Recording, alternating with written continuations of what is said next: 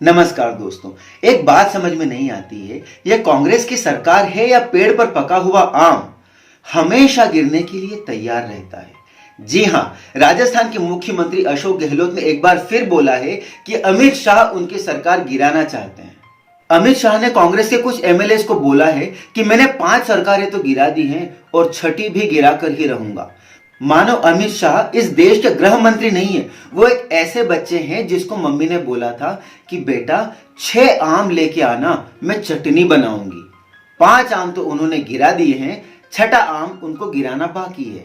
वैसे गहलोत साहब, एक बात बता दूं मैं आपको फिलहाल चिंता करने की जरूरत नहीं है, क्योंकि मोटा भाई किसान आंदोलन में बिजी है और इसलिए आपके पास टाइम है कि आप अपने एमएलए से बात कर लीजिए और उनको समझा लीजिए ताकि वो बिकने के लिए तैयार ना हो। वरना ऐसा ना हो कि ओएलएक्स को एक और कैटेगरी मिल जाए। ओएलएक्स पे होते हैं ना options, property, bikes, cars, furniture. ऐसे ही हो सकता है ओएलएक्स एक नई कैटेगरी बना दे, एमएलए फॉर सेल।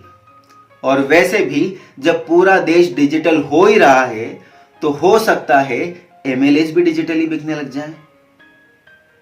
गहलोत साहब, एक शेर याद आ रहा है, जिंदगी भर हम एक ही खता करते रहे, जिंदगी भर हम एक ही खता करते रहे, धूल चेहरे पे थी और आईने सफा करते रहे। किसी विद्वान ने कहा है कि जब तक कमियां और गलतियां दूसरों में ढूंढेंगे तब तक आप में कोई सुधार नहीं हो सकता। और इसलिए बजाय अमित शाह को दोष देने के या बजाय बीजेपी को दोष देने के कि वो आपके एमएलए को खरीदते हैं, आप ये सोचिए कि आपके एमएलए बिकते क्यों हैं। वैसे आपके एमएलए की प्रॉब्लम को मैं समझ सकता हूं और आश्चर्य की बात है कि आप नहीं समझ पाते। एक बहुत बड़े नेता कांग्रेस के कपिल सिब्बल ये बोल चुके हैं कि मुझे अपनी बात पब्लिकली बोलनी पड़ती है क्योंकि मेरे पास कोई फोरम नहीं है जहां पर मैं अपनी बात रख पाऊं। अब जब कपिल सिब्बल इतने बड़े नेता की बात नहीं सुनी जाती है तो दूसरे नेताओं की या एमएलए की बात क्या सुनी जाती होगी।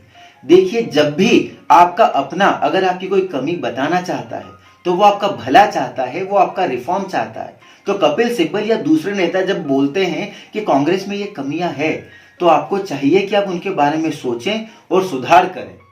और अगर आप बात नहीं सुनेंगे तो जो दूसरे नेता है वो स्वाभाविक सी बात है कि पार्टी छोड़कर चले जाएंगे।